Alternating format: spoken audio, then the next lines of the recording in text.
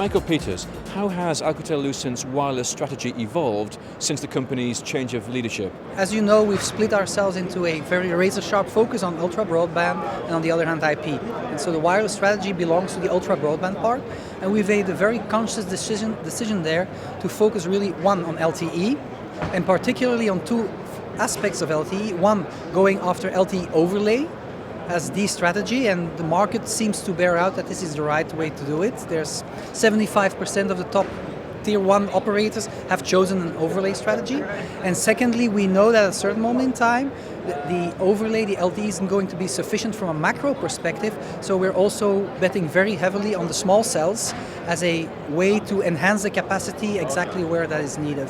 So that's really the razor-sharp strategy. Of course, for our bigger customers, we're still supporting 2G and 3G, but for us it's clear that the world has decided that with the data tsunami coming, it's 4G, it's LTE, and LTE Advanced, which is starting to roll out with carrier aggregation. That's the way to go. And so that's for us the key elements of our wireless strategy at this moment in time.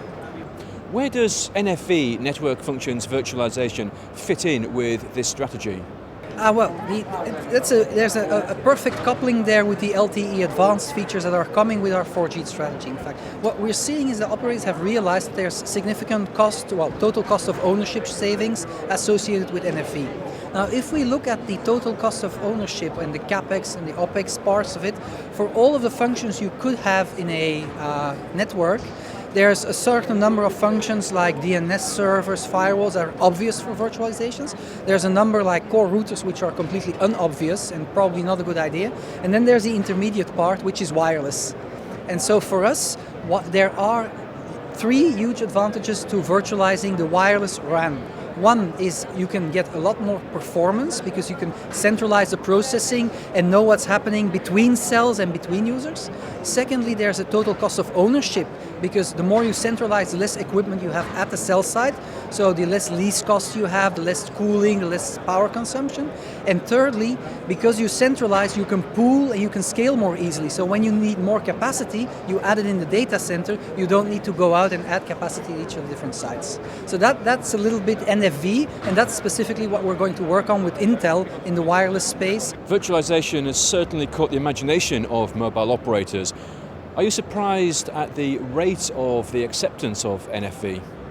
I think what operators have realized over the past year is that when we said last year with Cloudband, and there were a number of other players as well that said, well, we're going to look at virtualization, I think many people are surprised at the speed and the determination at which we went after it, which meant that actually this year already we have trials, we have real products. It's not up in the cloud anymore, so to speak.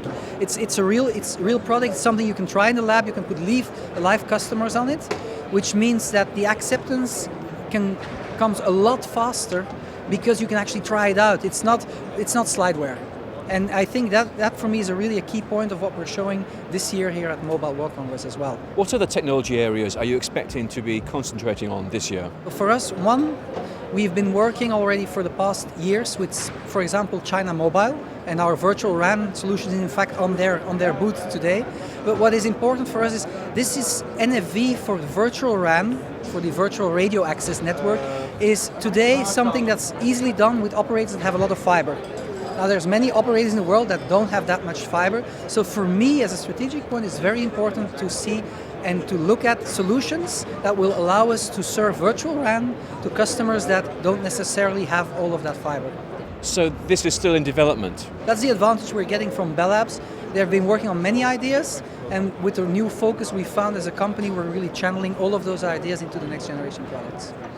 And how will an operator's end users benefit from NFV? Once you virtualize your radio access network and you virtualize your EPC core and you virtualize your IMS and you virtualize your customer experience management, you have essentially all of this data in a central location, which means you can tune the performance of your network in a much more targeted way at your end user.